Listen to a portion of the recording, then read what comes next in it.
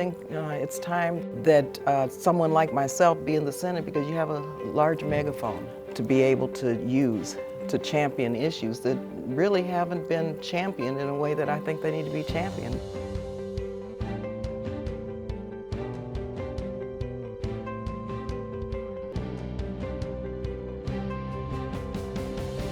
I was born and raised in El Paso, Texas, in an immigrant community. And so black and brown coalitions are very important to me. My mother was the first one of the first African-American women or African-Americans to integrate the University of Texas at El Paso. It was the NAACP lawsuit that she was a plaintiff in. My grandfather was the first black letter carrier in El Paso, Texas. And so I grew up in an environment that is very similar to California's environment, where I know people and I know how to be myself, be who I am, but yet work for a common good. And so I'm a person who I think the Senate needs to be able to kind of unify people in California and throughout the country, really, with my background and experience.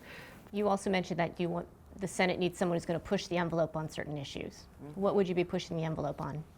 I want to push the envelope on environmental issues, including all the issues around moving from fossil fuels into a green economy and how to make that happen with a just transition. So there are quite a few legs to the stool on climate. But in the Senate, you need somebody who's going to make it a priority in all of our climate policy. I mean, in frontline communities, we don't have people in the Senate who are fighting and talking about frontline low-income communities that are the victims of of corporate greed, and that's what it amounts to. Well, I just go back to the first question, why you're running. I mean, you've had such a long and very productive career in the House.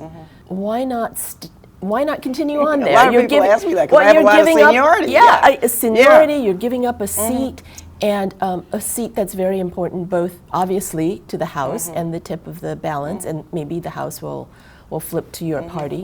Why do that at this moment? Yeah, at this moment, the Senate needs a fighter and somebody who's going to bring this experience into the Senate, and that's exactly why. And for me, it's time. It's time that the Senate have a person who comes with new experiences to the Senate. There are very few members of the Senate who have my background. And so it's important to have somebody in the Senate who's not just going to go along to get along.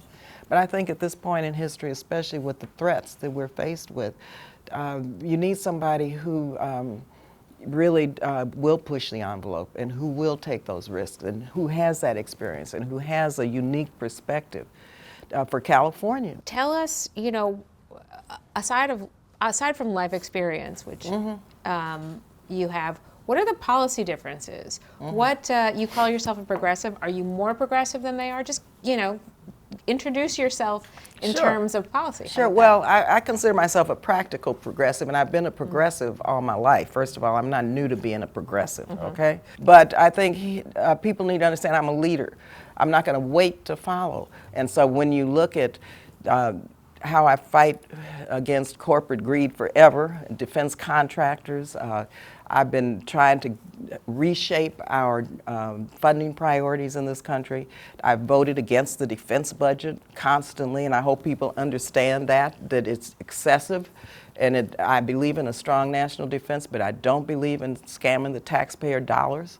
And so I've consistently voted against it and trying to cut it to where it's rational and where we have those investments for housing and for health care and for education and for climate and for our domestic priorities. I know that you are co-chair of the Pro-Choice Caucus, and you've been very involved in supporting abortion rights. And in fact, you even were very involved in HR 8297, which was the right to travel to have an abortion, which passed the House and didn't even pass the Senate, as I recall, right? So if you were to get into the Senate, what could you possibly do to try and protect national abortion rights? Yeah, and I think it's important because right now, well, you know my story. I had an abortion when I was in the Valley. Went to Mako because it was illegal. This was before Roe. And just for context, it was illegal in California. It was illegal, and my mother sent me back to Texas. It was our decision. That's why I never talked about it. Personal, private decision. Nobody's business. Went to Texas. Her friend, who was a Latina, she worked with when we lived in El Paso, took me over the border. It was illegal there. Back alley, dark. I'll never forget that. I was terrified because I knew I could die first. Secondly, I knew I could be put in jail in Mexico, in El Paso, going back, or in California. I was 15, 16. When the Texas restrictive laws came down, I took a deep breath. I said, okay, you know, maybe people need to see a member of Congress who's been through this step out there. So I went to the government oversight committee, and I told my story about it. And you will not believe the response I got. It was really hard. Some men came up to me and whispered to me, thank you so much. My wife has had 1 or 2 abortions. My girlfriend has had 1 or 2. Then one member said, my wife and my mother, my girlfriend, have had abortions. Thank you very much. But that was the response immediately when they saw that. So I think, you know, I want to be in the Senate to be kind of that voice and that champion and help in my experience. And again, as a legislator, appropriator, negotiator, I think it's time.